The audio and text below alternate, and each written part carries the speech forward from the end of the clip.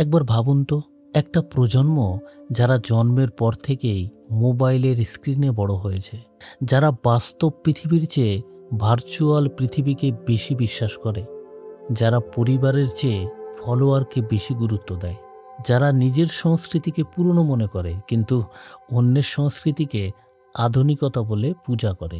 আজকের ভারতীয় যুব সমাজ ঠিক কোথায় যাচ্ছে? এটা কি শুধুই আধুনিকতা, নাকি ধীরে ধীরে তৈরি হচ্ছে এক ভয়ঙ্কর মানসিক দাসত্ব? আজকের এই অডিও বুকে আমরা কথা বলবো কিভাবে সোশ্যাল মিডিয়া, ওয়েব সিরিজ, ভোগবাদ আর অন্ধ অনুকরণ ধীরে ধীরে ভারতীয় যুবক যুবতীদের নিজেদের শিকড় থেকে বিচ্ছিন্ন করে দিচ্ছে। এই ভিডিওটি শেষ পর্যন্ত শুনুন, কারণ হয়তো এই গল্পের মধ্যেই আপনি খুঁজে পাবেন নিজেকে, নিজের পরিবারকে, অথবা পুরো সমাজের ভয়ঙ্কর বাস্তবতাকে। একটা সময় ভারতীয় সমাজে পরিবারই ছিল সবচেয়ে বড় শক্তি। বাবা মায়ের কথা ছিল শিক্ষার অংশ। বয়োজ্যেষ্ঠদের সম্মান করা ছিল স্বাভাবিক বিষয়।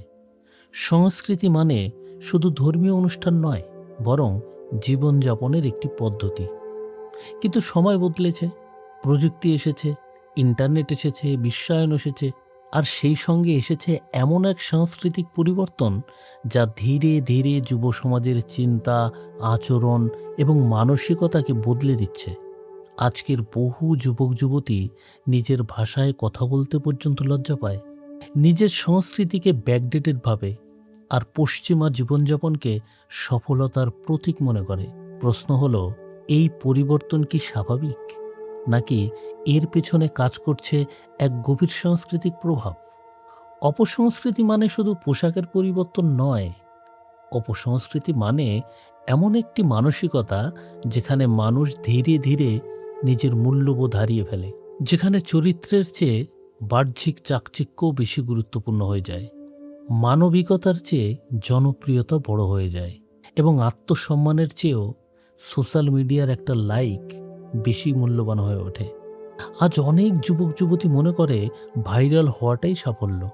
যত বেশি মানুষ তাকাবে তত বেশি সফলতা। কিন্তু তারা বুঝতে পারে না, এই মনোযোগের পিছনে ছুটতে ছুটতে তারা ধীরে ধীরে নিজের বাস্তব সত্তাকেই হারিয়ে ফেলছে। আজকের পৃথিবীতে সবচেয়ে বড় প্রভাবক কে জানেন? না, কোনো শিক্ষক নয়, কোনো দার্শনিকও নয়, বরং একটি ছোট্ট মোবাইল স্ক্রিন। আজ একজন কিশোর সকালে ঘুম থেকে উঠেই ফোন হাতে নেয়, রাতেও ঘুমাতে যায় স্ক্রিন দেখতে দেখতে। সোশ্যাল মিডিয়ার অ্যালগোরিদম এমনভাবে তৈরি যাতে মানুষ বেশি সময় ধরে স্ক্রিনে আটকে থাকে, আর এজন্যেই সেখানে দেখানো হয় উত্তেজনা, বিতর্ক, অশ্লীলতা, চটকদার জীবনযাপন এবং কৃত্রিম সুখ। একজন সাধারণ যুবক যখন প্রতিদিন এসব দেখে, তখন তার নিজের জীবনকে তুচ্ছ মনে হতে শুরু করে। সে ভাবে, সবাই এত সুখী, শুধু আমিই ব্যর্থ। এভাবেই শুরু হয় তুলনার বিষ। সোশ্যাল মিডিয়ায় মানুষ নিজের বাস্তব জীবন দেখায় না, দেখায় সাজানো জীবন। একটি ছবি তোলার আগে হয়তো শতবার পোস্ট দেওয়া হয়েছে, একটি ভিডিওর পিছনে ঘন্টার পর ঘন্টা এডিটিং হয়েছে, অথচ দর্শক সেটাকে বাস্তব মনে করে। ফলে অনেক যুবক যুবতী নিজের বাস্তবতাটাকেই ঘৃণা করতে শুরু করে। নিজের চেহারা, নিজের পরিবার, নিজের জীবন সব কিছুই তাদের কাছে ছোট মনে হয়।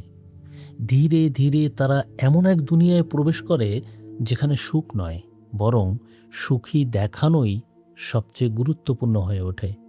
একসময় মানুষ বিখ্যাত হতো তাদের জ্ঞান দিয়ে, আজ অনেকেই বিখ্যাত হয় বিতর্ক দিয়ে।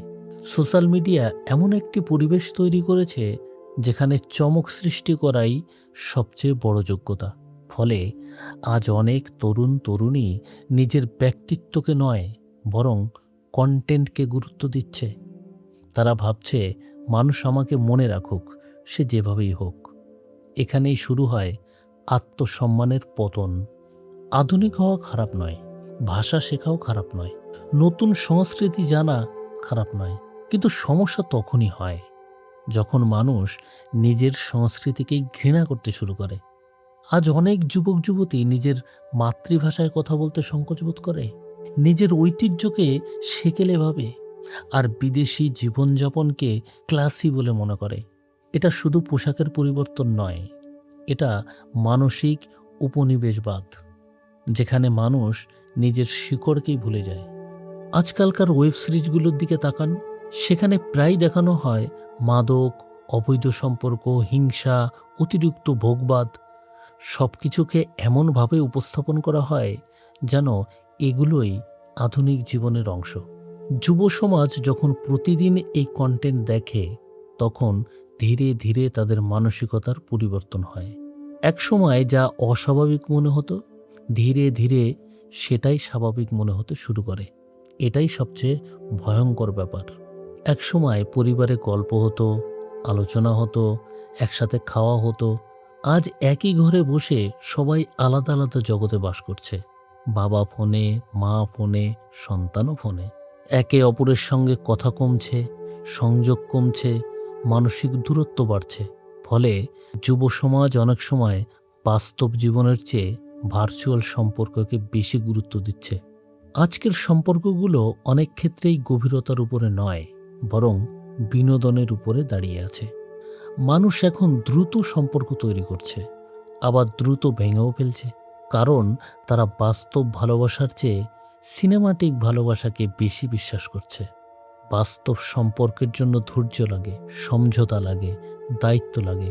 কিন্তু বর্তমান প্রজন্মের একটা বড় অংশ তাৎক্ষণিক সুখে অভ্যস্ত হয়ে যাচ্ছে।